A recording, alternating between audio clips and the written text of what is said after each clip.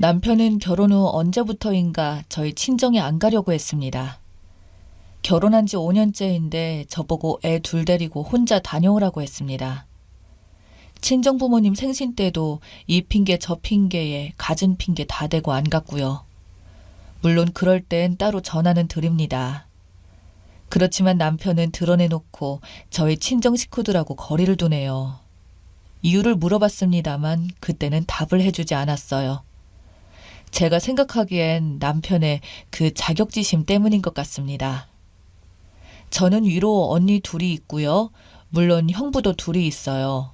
다름이 아니라 형부들이 돈을 잘 벌고 재테크에도 관심이 많아서 대화하는 내용이 주로 경제와 주식 그리고 부동산 투자에 관한 것이었죠. 비록 저희가 결혼한 지 5년이 넘었지만 언니 둘 다 늦게 결혼한 탓에 큰언니는 4년이 되었고 작은언니는 6년이 되었어요. 그런데 언니들 모두 다 형부 덕분에 매년 자산이 눈에 띄게 증가했습니다. 그래서 남편이 아마 기죽어서 그런가 생각됩니다. 결혼 후 2년쯤에 주식으로 돈을 많이 잃었거든요. 그런데 두 형부들은 주식으로 수익도 잘 얻어 있고 부동산 투자도 잘하고 있어서 그것 때문에 기가 죽어서 그런 거 아닌가도 생각했습니다. 아무리 그래도 친정부모님 생신 때도 안 가고 모처럼 모인 언니들과 형부들과 만나는 자리인데 지멋대로 가기 싫다고 하는 건 이해가 되지 않았습니다. 따로 한번 들리자고 자꾸 물어봤는데 남편은 자꾸 핑계만 대니까 힘들었어요. 처음엔 회사에 갑자기 중요한 일이 생겼다는 둥, 친한 친구가 내려와서 지금 아니면 만날 수 없으니 얼른 보고 가겠다는 둥, 급한 일 좀 잠깐 보고 가겠다고 하면서 이리저리 핑계대길래 정말 그런 줄 알았습니다. 그런데 그게 반복되더라고요. 이번엔 친정엄마 생신 축하 겸해서 토요일 점심때 미리 약속하고 친정 식구들 모두 모이기로 했습니다. 늦잠 자는 남편에게 깨우면서 물었어요. 오랜만에 어머니한테 다녀올까 하고 시어머니한테 가자고 했더니 금세 아 그래? 그렇잖아도 가본 지 오래되어서 가보려던 참이었는데 코로나 때문에 복지관에도 못 나가고 답답하실 텐데 가보자 하는 겁니다. 그래서 제가 오늘 피곤하진 않겠어? 가면 저녁 때나 올 텐데 괜찮아? 괜찮아. 삼겹살 사가지고 가서 엄마랑 구워 먹고 저녁까지 먹고 오자. 얼른 다녀오자 하면서 씻으러 욕실로 가더군요. 욕실에서 나온 남편에게 야채즙 하나 먹이면서 말했습니다. 사실 친정엄마 생신 며칠 전이었는데 모르고 있었지. 그랬더니 그래? 말해주지 그랬어. 오늘 점심때 친정엄마 생신 축하 겸해서 모두 모이기로 했어 라고 했더니 대번에 짜증을 냅니다. 그래서 제가 그랬어요. 왜 너는 네 엄마한테는 맨날 나 데리고 다니면서 우리 친정집에는 안 가려고 하니? 하고 물었습니다. 그랬더니 두 형님들 모두 돈 자랑하니까 싫다고 하네요. 그리고 장인 장모님도 두 형님들만 이뻐하니 뭐 같다고 합니다. 그래서 가기 싫다고 하면서 앞으로도 친정에는 애들 데리고 혼자 다니랍니다. 어이가 없었지만 단지 그 이유 때문이냐고 물었는데 그렇다고 하네요. 언니들과 형부들 돈 잘 벌고 있으니까 돈 자랑 좀 했다 그렇다고 치고 친정 부모님이 어떻게 차별하더냐고 물었어요. 제 부모님이라도 남편과 형부들을 차별했다면 화낼 일이었고 남편의 생각을 듣고 싶었습니다. 그런데 특별히 차별이라고 할 만한 것을 꼬집을 수는 없지만 자기보다 두 형님들한테 더 잘해주시는 것 같답니다. 그냥 저희 친정 식구들하고 있으면 기가 죽는다네요. 뭔진 모르지만 주눅이 든다면서 그런 기분을 느끼기 싫어서 안 간다고 합니다. 그러면서 이젠 자기 부모는 각자가 챙기자고 하네요. 그래서 저는 그 말에 책임질 수 있냐고 물었죠. 그랬더니 그렇다고 하면서 각자가 번 돈 각자가 돈 관리하고 각자 알아서 자기 부모 챙기자고 했습니다. 참 어이가 없고 실망스러워서 화도 안 났습니다. 이런 말을 하필 친정엄마 생신 때문에 가자고 하니까 그때 꺼내는 모질이 남편. 이런 뭐 같은 남편과 살고 있었다니 과거의 나를 날려버리고 싶었네요. 저는 기가 막혔지만 한참을 진지하게 생각해봤습니다. 그리고 남편에게 네가 지금 한 말이 진심인지 알 수 없어. 친정 식구들을 만나기 싫어서 그냥 내뱉은 소리인지 아니면 진짜 마음의 소리인지 알 수 없어. 진심이라면 그걸 핸드폰으로 녹음해서 나한테 보내라 했어요. 그랬더니 바로 휴대폰 녹음하고 톡으로 보내주더라고요. 그래서 제가 만일 네 생각대로 내가 동의해준다면 후회하지 않을 자신 있어? 이건 너랑 나랑 따로 국밥하자고 살자는 건데 괜찮다는 거지? 그랬더니 남편이 제발 그러자고 하네요. 그래서 제가 확실히 물었습니다. 너도 내 친정집에 가지 않으니 나도 시댁엔 일절 가지 않겠으며 물론 시어머니 생신도 챙기지 않겠다. 시댁 쪽 대소사 일은 모두 챙기지 않겠으니 미리 시어머니께 말씀드려 라고 했습니다. 따로 국밥이니 앞으로 밥은 알아서 챙겨 먹고 생활비 공동 지출비는 똑같이 반반 내고 공동 지출비는 생활비 통장해서 자동이체로 바꾸고 육아교육은 내가 전적으로 전담하고 있으니 네가 애들 교육비는 다 부담하고 시어머니에게 생활비로 매달 드린 130만 원은 이제 못 드리니 네가 알아서 해 라고 했어요. 동의하면 수락하겠다고 했더니 바로 동의한다고 했습니다. 그리고 그런 대화 내용을 증거 자료로 모두 녹음했습니다. 그리고 저는 애들 데리고 가벼운 마음으로 친정엄마 생신 식사 자리에서 즐겁게 지내다 왔어요. 친정 식구들 그동안 눈치챘는지 늘상 안 나타나는 제 남편 소식을 더 이상 궁금해하지 않았고요. 며칠 지나서 언니들과 이 문제를 함께 의논해 보려고 했어요. 시댁으로 연결된 자동이체 모두 정리할 거고요. 제가 들어놓은 애들 보험도 수익자를 제 앞으로 돌려놓을 거예요. 제 보험의 수익자도 제 앞으로 되었는지 확인했고 남편 모르게 내 통장 비밀번호도 바꿨고요. 휴대폰 잠금 장치도 새로 바꾸었습니다. 무슨 유난을 떠냐고요? 따로 국밥 하자는 남편을 어쩝니까? 이 정도면 남보다 못한 관계가 될 수 있는 거라 생각되었고 만일을 대비해야죠. 이미 실망한 남편 붙잡고 아웅다웅하기 싫었습니다. 매일 밥 안 차려주고 애들 먹을 것만 챙겨도 엄청 좋더군요. 남편을 포기하니 제 맘도 편해졌어요. 지낼만 했습니다. 그리고 몇 달이 지나서 회사 근무 중에 어느 날 지방에 사는 시누이한테서 전화가 왔어요. 시어머니랑 통화했는데 기운이 없어 보인다고 한번 전화 좀 받아달라더군요. 그래서 지금 바쁘니 톡을 해도 내다볼 수 없다고 했습니다. 남편한테 전화하라고 하고 끊었어요. 그 뒤 남편이 시어머니한테 가든 말든 신경 안 썼어요. 각자 자기 부모 알아서 챙기자 한 사람이 알아서 했겠죠. 그런데 시어머니가 뇌경색으로 쓰러지셨나 봅니다. 남편이 저한테 전화해서 당장 병원에 오라네요. 그래서 제가 내가 왜? 내가 왜 가니? 너 참 웃기다. 내 부모가 아니고 네 부모잖아. 했어요. 아니, 지 부모가 쓰러졌으면 아들이 지가 회사에서 뛰어나갈 일이지. 어이없게도 저보고 회사에서 일하다 말고 저보고 가라네요. 각자 자기 부모 알아서 챙기자고 한 말 벌써 잊었냐고 말해주면서 내가 네 부모 쓰러진 걸 왜 너는 안 가면서 나보고 가라고 하니? 알아서 해 라고 했습니다. 솔직히 남편만 아니었으면 시어머니한테 당장 달려갔을 거지만 시어머니가 운이 좀 안 좋으셨던 거죠. 남편은 지금 회사라서 당장 갈 수 없으니 병원에 가봐달라고 부탁했지만 네가 알아서 할 일이다 라고 하며 전화 끊었습니다. 못된 건 시가가 아닙니까? 일이 뭐 중요하다고 지 엄마가 쓰러졌다는데 병원을 못 간다고 한답니까? 그게 좀 미워서 그런 거 아니냐고요?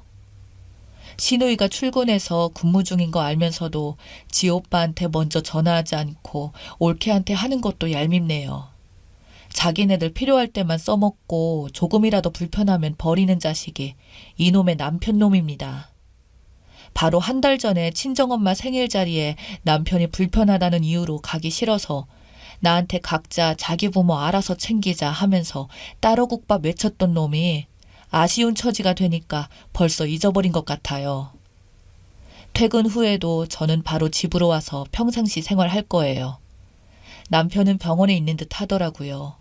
저는 가지 않았습니다. 미리 말씀드리지만 2년 전 저희 친정엄마 갑상선암 수술할 때도 남편 안 왔습니다. 그러니 저도 똑같이 할 거고요. 시어머니는 안 됐지만 아들 자식, 딸 자식 있으니 각자 자기 부모 챙기겠죠. 뇌경색으로 입원한 시어머니를 남편이 자기랑 돌아가면서 연차 내고 병간호 하자고 하는데 싫다고 했더니 지방에 있는 시누이가 올라와서 병간호 하더라고요. 남편 덕에 제가 편해졌네요. 뇌경색 후유증 오면 혼자 살기 어렵다고 하던데 감히 모시고 살자는 말은 안 하네요. 무슨 궁리를 했는지 요양보호사 붙여놓고 알아서 잘 하더라고요. 시누이한테도 남편이 따로국밥 하자고 했다고 말해주었습니다. 남편이 시어머니 병원에 한 번을 안 온다, 저보고 지독하다라고 하더라고요. 그래서 제가 너는 친정엄마 병원에 있을 때 한 번이라도 와본 적이 있었니? 했더니 말을 못하더군요. 너 평생 장애가 있는 네 엄마 모시고 잘 살아라 했습니다. 그리고 집 전세 기간 끝나자마자 친정부모님 집 근처로 이사 왔어요. 남편 짐은 시어머니가 살던 집으로 보냈습니다. 이혼 서류도 함께 보냈고요. 위자료도 전세금과 적금 통장 포기한다는 것과 양육비 지급 조건으로 빠른 합의 이혼하자고 했고요. 남편이 그렇게 싫어하는 친정 식구들하고 매일 함께 살다시피 하고 있습니다. 빨리 이혼하고 개운하게 살고 싶네요. 제가 이혼하자고 하고 이사도 친정집 가까운 데로 가버리고 나니 당장의 뇌경색 후유증으로 장애가 있는 시어머니를 돌볼 사람이 필요한데 아주 난감한 것 같더군요. 그 문제로 시누이랑 남편이랑 다툰 모양인 듯 합니다. 어쨌든 따로 국밥 하자고 한 남편은 고생 좀 하겠네요. 남편이 각자 자기 부모 챙기자고 안 했으면 지금 얼마나 저를 들들 볶았을까요? 심호 아픈 상황이지만 웃음이 나오네요. 미련한 남편아, 따로 국밥 하자고 해서 정말 고마워. 난 우리 애들 잘 키울게. 넌 너희 장애인인 엄마 병수발 잘하고 평생 잘 챙겨드려. 혹시 아니? 장애가 있는 시모 병수발 해주며 모시고 살겠다는 미친년이 나타날지. 잘 가라 남편아. 영원히 보지 말자. 여기까지가 제 이야기입니다. 들어주셔서 감사합니다.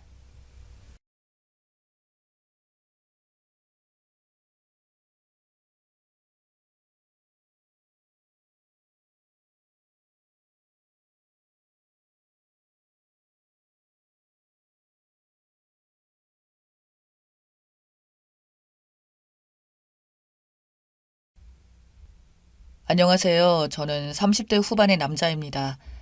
제가 사실 이혼을 하기에 앞서서 많은 분들의 의견을 좀 들어보고 싶기에 큰 고민 끝에 이렇게 사연을 보내게 되었습니다.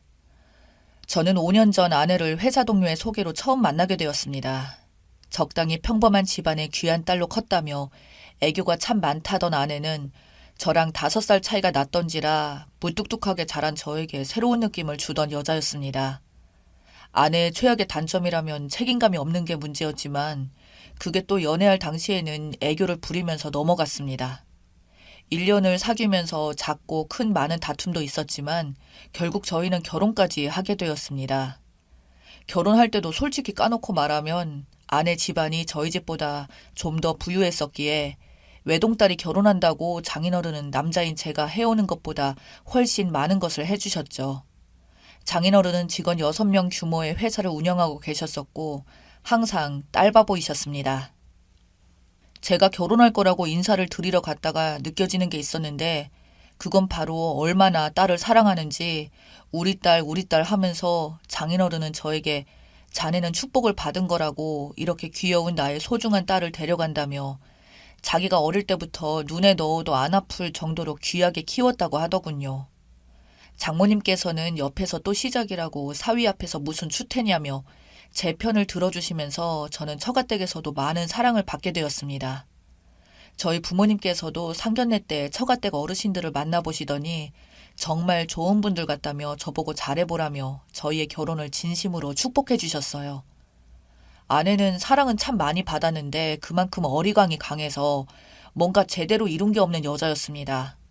장인어른이 버는 돈을 과외든 해외 유학이든 뭐든 보내줬으나 유학을 다녀온 보람도 전혀 없었고 거기다가 취업도 잘 안 되어서 중소기업을 다니다가 저랑 만날 때는 벤처 출신의 기업에 인턴 생활을 할 때였습니다. 저는 이 여자를 처음 만날 때 사실은 인턴인지도 모르고 만났었어요. 나중에 알고 보니 오죽하면 장인어른의 회사에서 취직을 해봤으나 밥 먹듯이 결근하기도 하고 친구들이랑 만나서 노느라 그 다음날 회사에 안 나오게 됐다는 것을 나중에서야 알게 되었다고 합니다. 말만 떠들 줄 알았지 제대로 할 줄 아는 건 하나도 없던 여자가 바로 제 아내였습니다. 결혼하고 나서도 새로운 회사에 취직을 계속 입으로만 말하지 제대로 들어가는 곳도 없었고 그 와중에 임신을 하게 되면서 쉬는 핑계로 일하는 것은 아주 저 멀리 물러나 있었죠. 제 생각에는 100% 피임을 안 하고 일부러 임신을 한 것 같은데 상세하게 설명하기는 그렇지만 부부 생활 동안에 일부러 임신했던 정황 증거가 여러 가지 있었습니다. 그러면서 저한테 맨날 한다는 소리가 자기가 임신만 안 했어도 라는 말이었습니다. 임신이 아주 그냥 무슨 벼슬로 생각하는지 아내가 임신 기간 동안 갑질을 한 것만 생각하면 지금도 치가 떨립니다. 늦은 새벽에도 자기가 뭔가 먹고 싶은 게 있으면 당장 나가서 사오라고 난리를 치고 그 말을 무시하고 안 사왔다가는 3일 내내 말 한마디 안 하고 뱃속에 우리 아기를 이렇게 천대한다고 말합니다. 처음이야 애교로 생각해서 원하는 거 있을 때마다 사줬었는데 한 번은 회사에 비상이 걸려서 48시간 동안 잠 한숨 못 자고 집에 들어와서 막 잠이 들었는데 그런 저를 깨우더니 냉면이 갑자기 너무 먹고 싶다고 하더군요. 그거 한 번 거절했다가 저런 소리를 하는 아내를 보니 순간 진짜 정이 확 떨어지더라고요. 그 이후로도 임신하면 뭘 해야 한다는데 제 월급이 그래도 대기업 월급을 받아서 같은 또래보다 작은 편은 아니었지만 다들 아시다시피 서울에서 살려면 이 돈으로는 택도 없이 부족한데 제가 그래서 출산 이후 생각해서 계획을 면밀하게 짜면서 말해주면 아내는 모르겠다는 소리만 하고 자기 이미 힘들고 태교 여행으로 이번 휴가는 유럽으로 가자는 둥 정기적으로 1년에 몇 번씩은 해외여행을 나가줘야 한다면서 헛소리를 하더군요. 저를 만나고 연애 초반에는 해외여행을 간 적은 있었지만 매번 그럴 줄은 몰랐거든요. 그런데 저는 아내에게 결혼 전에도 그랬냐고 하니까 당연한 거 아니냐고 요즘 해외여행 안 가는 사람이 어디 있냐며 어디에 호텔이 좋고 어디 리조트가 좋고 동남아는 어디가 좋다며 아주 그냥 줄줄 말하더군요. 그래서 한 번은 제가 너무 어이가 없어서 물었습니다. 당신 솔직히 말해보라고. 직장 생활도 똑바로 안 해서 모은 돈 없었을 텐데 어떻게 그렇게 여행을 다녔냐고 하니까 당연히 아빠 용돈으로 다녔다고 말하더군요. 나이 20대 후반에 아빠한테 용돈을 받아 사는 아내라니 기가 막히더군요. 그래서 저는 제발 좀 정신 차리라고 어디 가서 그런 소리 하면 욕먹는다니까 어차피 나한테 물려줄 재산인데 먼저 용돈 삼아 준 걸 누가 감히 욕하냐는 철없는 소리를 하는 아내를 보니 진짜 기가 막혔습니다. 그래도 임신이 깡패라고 아내 징징대는 것도 듣기 싫고 동남아 한 번 유럽 한 번 같이 나가줬습니다. 저는 그 이후로 돈 걱정만 했는데 아내는 나가서 어떻게 돈을 쓸지 궁리만 하더군요.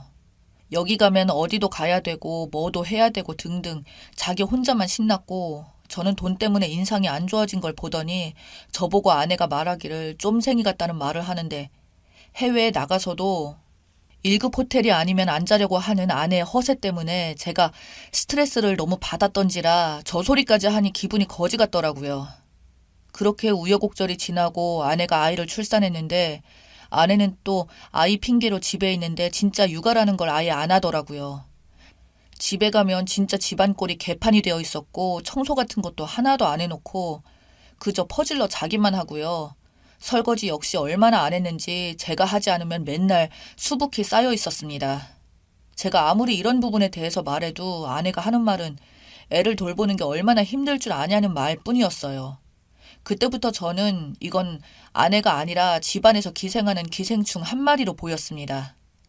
그리고 여기서 더 충격적인 것은 제가 생활카드로 달마다 아내한테 그래도 200만 원씩 넣어줬는데 매달 집에 하루가 다르게 쇼핑한 제품들이 쌓여가고 있었고 옷도 사입고 하더군요.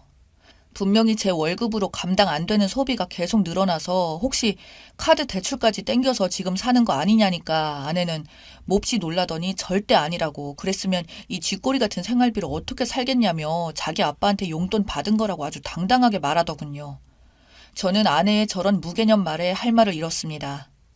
그 이후 카드 내역을 확인해 보니 초반에는 카드 대출을 계속 받으면서 펑펑 쓰다가 결국은 친정 아빠한테 카드 빚에 대한 걸로 손을 벌렸고, 그로 인해 친정집에서 받은 용돈으로 그동안 대출금 다 갚고 지금의 생활을 하고 있더군요. 저는 그래서 장인어른께 연락드려 이러지 마시라고, 솔직히 처가 때문에 저렇게 세상 물정 모르고 천방지축으로 계속 살고 있는 거라고, 이러다가는 진짜 이혼이라도 하게 되면 저희 가족 파탄은 처가 어르신들 때문이라니까 장인어른은 하나뿐인 딸아이 도와주는 걸로 뭐라고 하면 어떡하냐고, 자기가 안 도와줬으면 빚 갚으려고 대부업체 찾아갔을 수 있을 거 아니냐 하는데 저도 정말 미치겠더군요.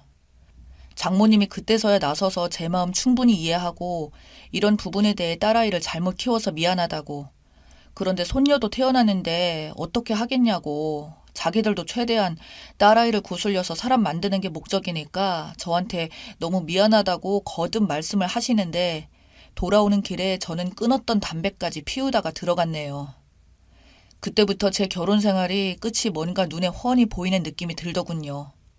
아내는 용돈을 받으니 천방지축으로 계속 날뛰기 시작했고 제 월급은 아빠가 주는 용돈보다 못하다고 무시하며 집안을 난리 개판을 치고 배달 음식 포장지로 쓰레기장이 되어서 날파리로 날아다니는데 제가 무슨 낙이 있어서 회사에서 일 끝나고 퇴근 후에 집에 들어가고 싶겠습니까? 그 이후로도 저희가 계속 사이가 나빠지자 아내는 급기야 육아가 힘들다며 주말에 친정집으로 가버리더군요. 솔직히 마음은 편했습니다. 아내 없을 때 혼자 청소하고 집에서 쉬는 게 더 좋으니 이미 결혼 생활은 끝났구나 싶더군요.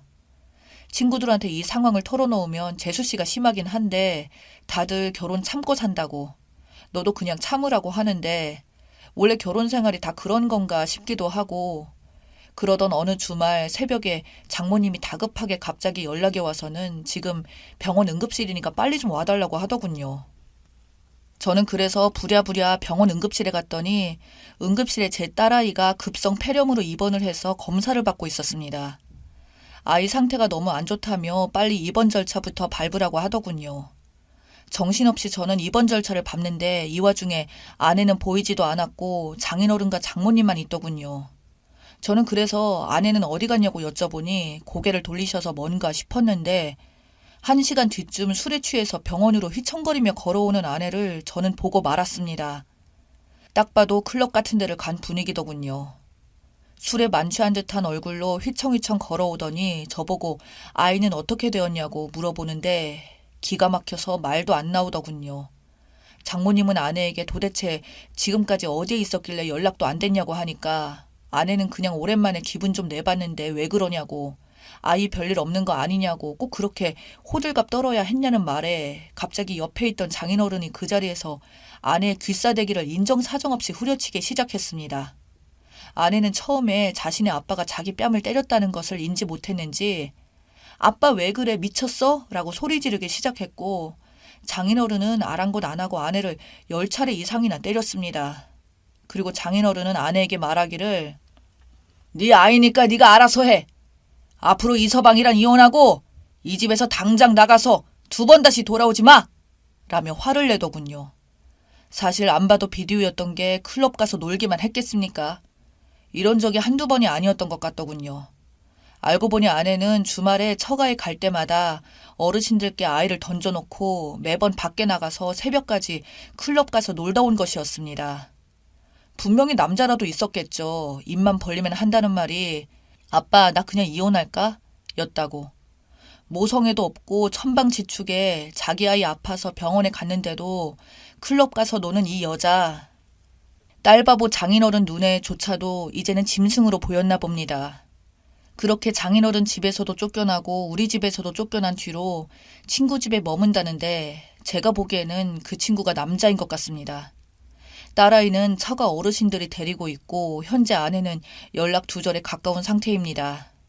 저는 제 딸의 응급실 사태 이후로 아내와의 이혼을 굳게 마음을 먹었었는데 장인어른께서는 그래도 미련이 남는지 한 번만 다시 저에게 신중하게 손녀의 얼굴을 봐서라도 생각을 한번 해보라고 말씀하셨고 그에 반해 저희 집안 어른들은 그냥 이혼하고 아이도 처가에 넘겨버리라고 하는데 고민이 정말 많이 되네요.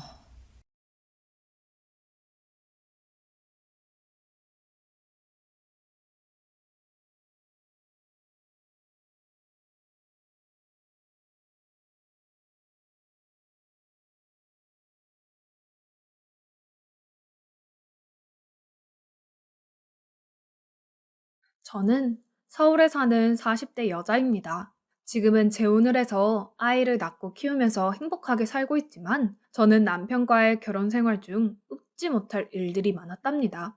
참 생각해보면 그런 집안이 있나 기가 막혀요.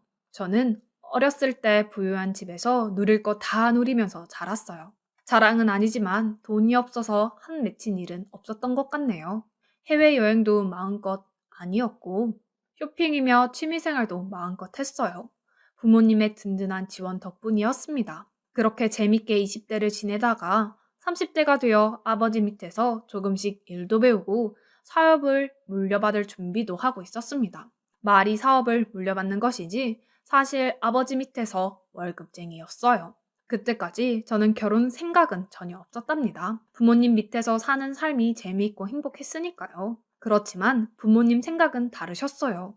부모가 언제까지 살아서 책임져 줄 것도 아니고 듬직한 신랑을 만나서 정착해야지. 자식도 낳아서 키워봐야 어른 된다.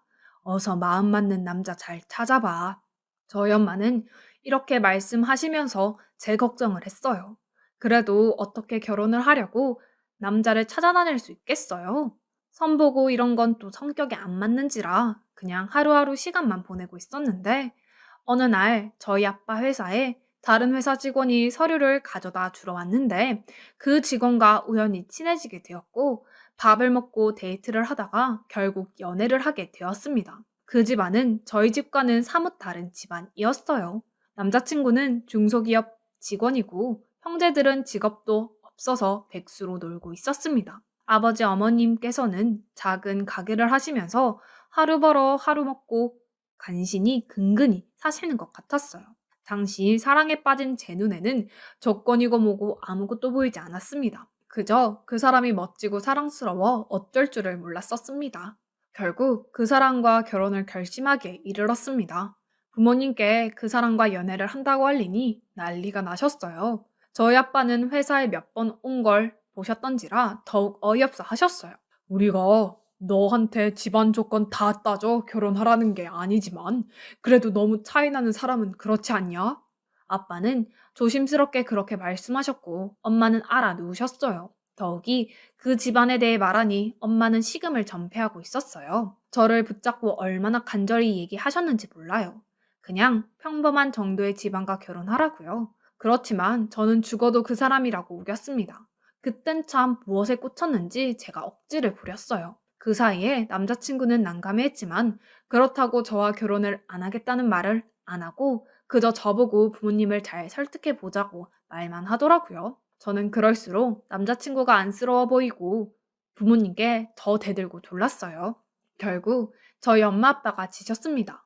어떻게 하겠어요? 딸이 그렇게 좋다는데 시킬 수밖에요. 시댁들 집안과 정식으로 상견례도 하고 결혼 절차를 밟아 나가기 시작했어요. 결혼식장이며 신혼여행 모두 저희 쪽에서 부담하기로 했습니다. 왜냐하면 남자친구는 모아둔 돈이 한 푼도 없었거든요. 부모님과 동생들을 부양하느리라고요. 저는 그래도 신경 쓰지 않았고 행복했어요. 그렇게 한참 결혼식 준비에 열을 올리고 있는데 어느 날 어머니께서 저를 집으로 부르셨어요. 예단 준비를 한다면서 저를 부르셨어요. 전 사실 불려가면서도 의아했어요. 남편과 예단은 하지 않기로 합의를 했었거든요. 예단은 보통 신랑이 집을 해왔을 때 신부 쪽에서 말하는 거잖아요. 그런데 신혼집도 저희 부모님이 해주시는 마당에 예단이라니 좀 의아했습니다. 제가 잘못된 건가 싶었어요. 시댁에 갔는데 시어머니께서 핸드폰을 보여주시면서 가방이며 아버님 옷이며 어머니 밍크며 브랜드를 알려주시더군요. 저는 멍하니 듣고만 있었어요. 금액으로도 꽤 되는 물건을 요구하시더라고요. 어머니, 그런데요, 예단은 안 하기로 했었어요. 뭐? 예단을 안 한다고? 누구랑 그런 상의를 했니? 어머니께 전달 드리랬는데 못 들으셨나요? 어머머머? 네가 그렇게 하라고 했다는 거니? 그건 상의가 아니지. 그리고 예단 같은 건 너희끼리 상의하는 게 아니라 나랑 상의를 해야 하는 거란다. 너희가 결정한 문제가 아니야. 그래, 물론 우리가 해주는 게 없어서 미안한 마음도 있어. 그렇지만 가뜩이나 없이 결혼하는데 이것도 생략 저것도 생략. 이러면 남들이 너희 집안도 쉽게 본다. 우리만 웃어지는 게 아니란 말이야. 이런 건 너희 부모님께 전달 안 해도 네 선에서 해줄 수 있는 정도 아니겠니? 괜히 부모님께 말씀드리지 말고 어느 날 나랑 백화점 가서 한 바퀴 돌고 다 사버리자. 주고받는 절차는 생략해도 되지 않니? 같이 결정한 거라고 말을 하는데도 저 혼자 결정하는 건 상의가 아니라며 막무가내셨고 결국 그날 너무 어이가 없어서 남자친구에게 가서 막 따졌어요. 도대체 나랑 한 얘기는 뭐였어? 어머니랑 얘기가 안 된 거야? 어떻게 그만큼을 바라실 수가 있어? 한참을 퍼부었더니 남자친구는 죄인처럼 고개를 푹 숙이더라고요. 그 모습이 또 안타깝기는 하더라고요. 미안해. 우리 엄마가 좀 그래. 네가 이해 좀 해주면 안 될까? 우리 엄마 나 말고 다른 형제들은 다 놀고 있고 나한테만 기대를 걸어서 그래. 돈 벌고 결혼하고 제대로 사니까 이번이 마지막이다 싶어서 그런가 봐.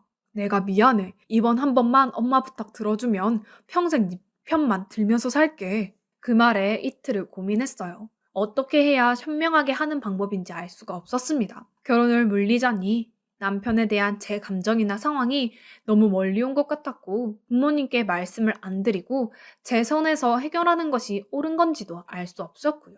고민을 거듭했지만 답은 없었습니다. 그렇지만 남자친구는 제가 없잖아요. 남자친구 체면을 봐서라도 제가 한 번은 희생하기로 했습니다. 그렇지만 어머니가 바라시는 대로 백화점을 같이 가는 건 너무 격식에 어긋난다 싶었어요. 제가 알아서 준비를 해서 보내겠다고 말씀드렸고 그건 어머니도 받아들이셨습니다.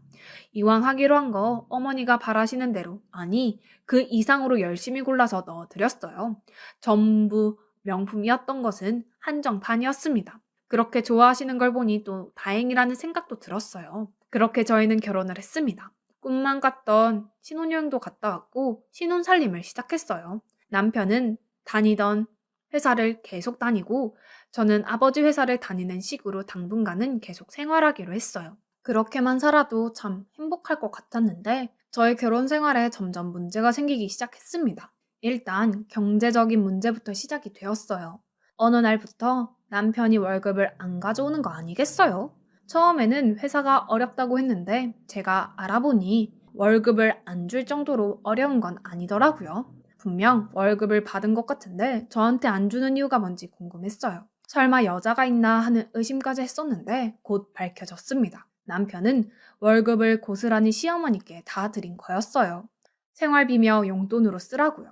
솔직히 남편 월급 뭐 그리 많지도 않고 제 돈으로 생활할 수도 있지만 저는 그러고 싶지 않았어요. 부부가 되었으면 일정 금액은 빼놓고 월급에서 사용을 하고 저축을 하면서 살아야 한다고 생각했고 결혼까지 한마당에 저희 부모님께 신세 지는 것도 한계치가 있다고 생각했거든요. 그런데 남편은 제가 부모님께 말씀드리면 언제나 돈이 나오니까 그냥 무책임하게 자기 월급은 다 집에 드리더라고요. 그 문제로 대판 싸웠습니다. 내가 어머니한테 돈 드리지 말래? 넉넉히 드리자고 했잖아. 어떻게 상의도 없이 월급을 전액 다 드릴 수가 있어. 자꾸 그러시면 어떻게 해? 그리고 형제들도 얼른 일해서 각자 벌어먹고 살아야지. 당신이 그 집을 언제까지 다 책임지라는 거야. 그 말에 남편은 버럭 화를 냈어요. 뭐? 그 집? 너 시댁한테 그게 무슨 말이야? 그리고 우리 월급으로도 살 수 있는데 고생할 울 엄마 아버지 돈 좀 드리면 뭐가 어때서? 넌 우리 부모님이 불쌍하지도 않냐? 솔직히 불쌍하지 않았어요. 왜 불쌍해 해야 하는지 모르겠더라고요. 몸이 불편하신 것도 아니고 다들 멀쩡한데 일해서 먹고 살면 되는 거잖아요. 고생은 저희 부모님도 하셨던 거고요. 내가 너였으면 내가 말하기도 전에 우리 엄마 아버지 매달 월급 그냥 드리라고 했을 거야. 그게 너랑 나의 차이점인데. 집에 돈이 있으면 뭐하냐? 베풀 줄을 모르는데.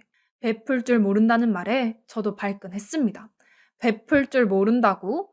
나도 어머니 용돈 꽤 많이 드리고 있고 당신한테도 따로 또 그만큼 드리고 있는 거면 많은 것 같은데? 결혼 전에 예단 무리하게 요구하시는 것도 다 해드렸고 무슨 날이 있을 때마다 선물도 드렸는데 내가 뭘 더 이상 해야 해? 그 예단 얘기 왜 안 하나 했다. 우리 엄마가 그건 뭐 받고 싶어서 받은 줄 아냐? 그리고 너만 예단하냐? 결혼하면서 예단 안 하는 여자가 어딨어? 진짜 생각 없다. 생각이 없어. 그러면서 문을 쾅 닫고 나가버리더군요. 저는 너무나도 억울해서 펑펑 울었습니다.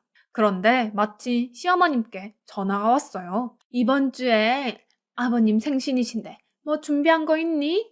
네, 준비했어요. 식당 예약했어요. 어머, 첫 생신은 네가 직접 차리는 거 모르니? 가르칠 게 많구나.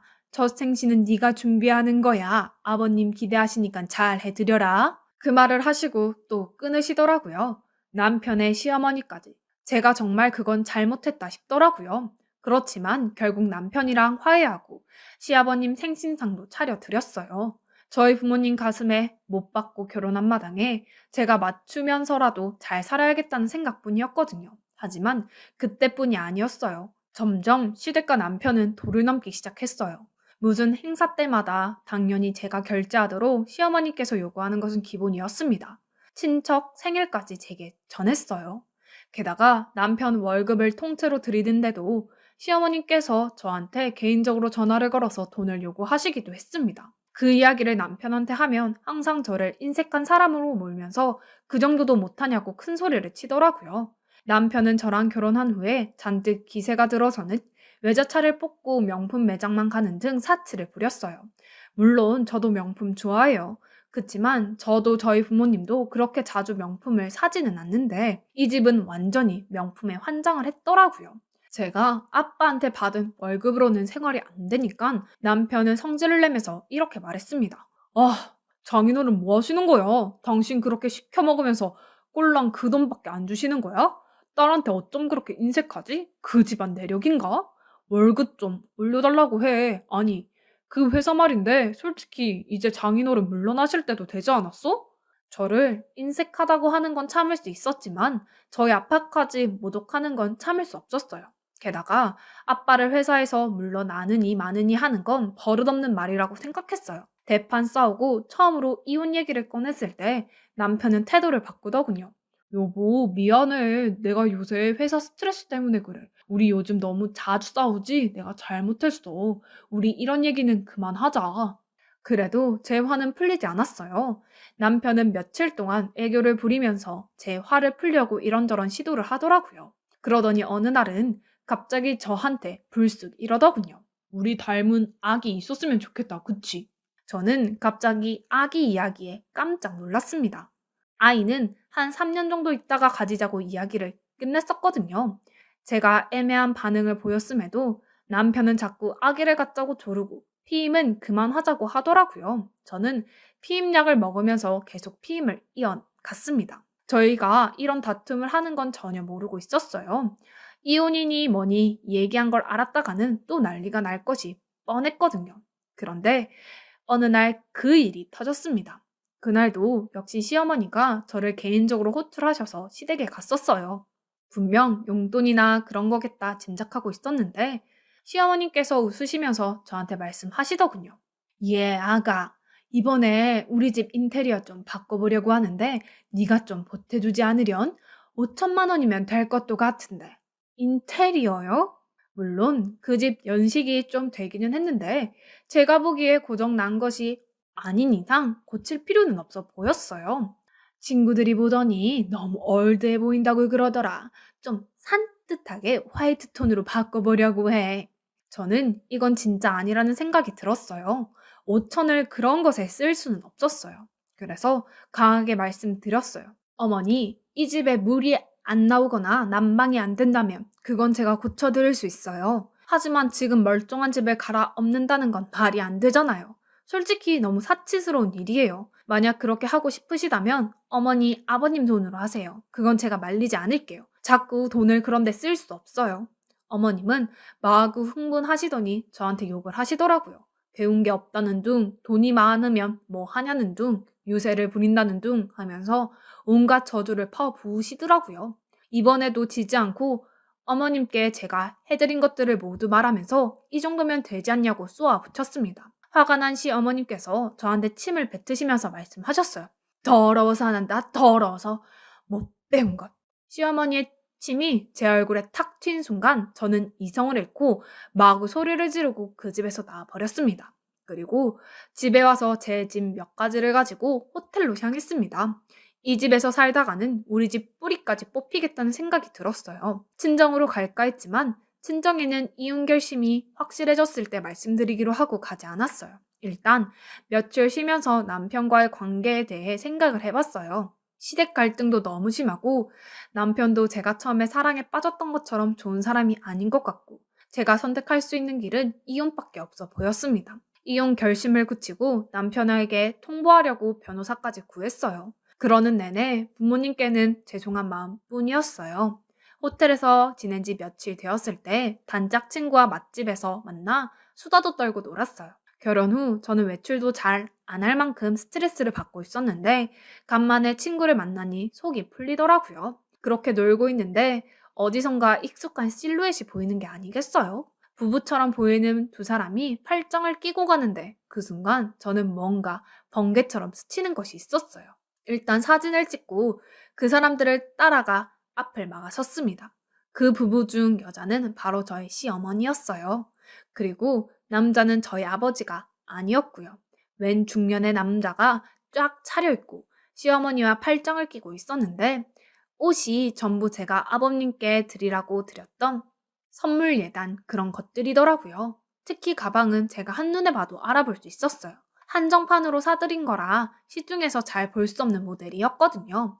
시어머님은 저를 보더니 사색이 되어 털썩 주저앉으시고 남자는 눈치를 채고 출행량을 쳤습니다. 두 사람이 내연 관계라는 상황은 분명했어요. 시어머니는 시아버지에게 연락하려는 제 팔을 붙들고 애원을 하시더군요.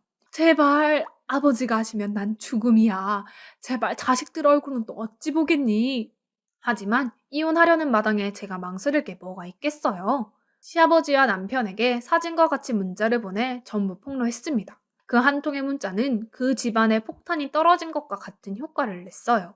시아버지는 어머님과 이혼하시겠다고 난리가 났고 남편과 형제들도 쪽팔려 했고요. 저는 이래저래 이혼 결심을 더욱 굳혔어요. 그렇게 부정한 짓을 하는 시어머니와 살기는 더더욱 싫었거든요. 결국 저희 부모님께도 말씀드리고 절차를 밟았어요. 남편은 매달리고 이혼을 못 해준다고 우기고 난리였지만 제 이혼 의사가 확고했기에 이혼이 결정되었어요.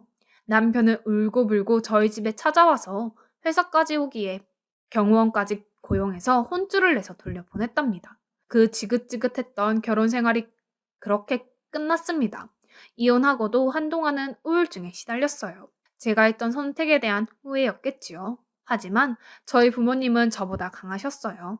저에게 좋은 말을 많이 해주셨고 저를 누구보다 믿고 응원해 주셨어요. 그래서 천천히 다시 일어났습니다. 그리고 주변에서 소개받은 사람과 다시 결혼을 했어요. 아기도 낳고 지금은 아주 잘 살고 있답니다. 그래도 그때 시어머니의 불륜을 목격하고 거기서 빠져나왔기에 조금 마음이 시원했던 것 같아요. 지금은 어찌 살지 가끔은 궁금해요. 그때 제가 뭐가 씌었는지 다시 생각해도 기가 막힙니다. 엄마, 아빠, 어른들의 말씀은 참 옳습니다. 아니라고 하시는 건 아닌 것 같네요. 제 긴 이야기 들어주셔서 감사합니다. 여러분도 항상 행복하시기를 바래요.